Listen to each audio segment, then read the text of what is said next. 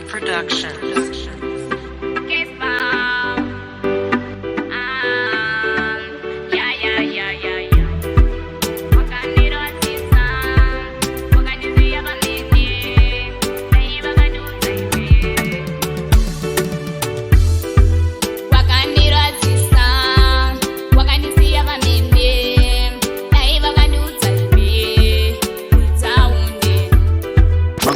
Makurokoto egore dzva muri yeZimbabwe nhasi ndinaniko? Case Power. You are the lucky one. Kutanga gore dzva uri mustudio. Zviri kufamba here? Zita rekuti Case Power rakabvepi? Zita rekuti Case Power ndakangorifungawo kuti rinoita kuimbisa. Alright. Wakadii kutsvaga rimwe? Ndiri ndakaona rakanaka. Alright. Ko une makore mangani? Ndine 18 years. 18 years. Chikaita kuti ude kufarira kuimba? Chakaita kuti ndide kufarira kuimba inhau yekuti ndingori munhu anongonakirwa uyezve music ndangononga dzinongovaraidza. Alright. Saka wakaimba kuti unakidzwe iwewe? Kuti ndinakidzwe nekuvaraidza vamwe kuti wanakidzwe wasiyane nemadrugs. Alright. But pane song yako yatati tichiplay hapana zvemadrugs one. Hapana zvemadrugs, but zvemadrugs zviri kuuya. Sei wakasarudza kuimba zimdanzo usina kuimba gospel? Ndoye ndakaona yandinoti ndoita kakugonererawo. Ungodzwa nani kuti unogona? Vanhu varingoti zviri nani unogona, alright. Vanhu vatoti unogona. Wachipusha. Vabereki vanozvitambira sei vachiona uchirowa music yezimdanzo? Vanozvitambira. Sei? Vanotozvitambira zvakanaka. Vanotozvisapota?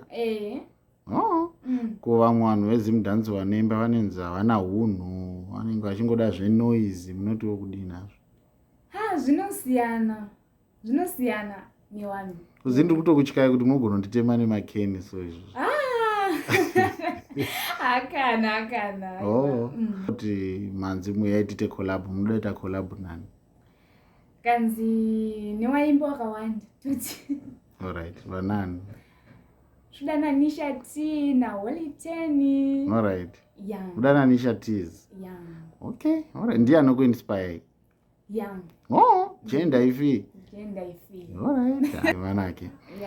Alright, saka in the next 2 years tokonayo muri kupi? Ndatoku Namibia chaiko. Kunamibia kunoitwa zvemusic. Ndatodaidzwe kuona kuimbira ikoko.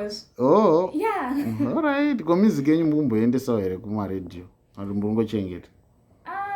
As for now handisandiendesa. Alright. Is it your first time kurekoda? Isi first time. Saka pamakaita first time zvakafamba sei? Ndakangorekodha zvezvangonyarara zvakadaro. Kana muchiti zvakanyarara zvakadaro muri kuti ainomboendeswa kuti yakafambiswa kuendeswa like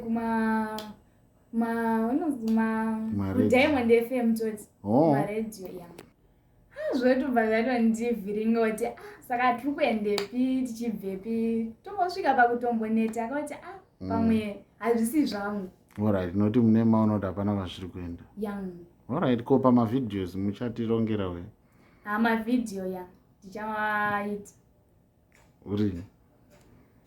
Handisati ndaziva hangu. Chii chironetsa? Chii chinechitadzisa vanhu kuti vabva vaita nemavidhiyo zvonatsokufamba? Inhau yemari. Alright, inhau yemari. Okay, alright.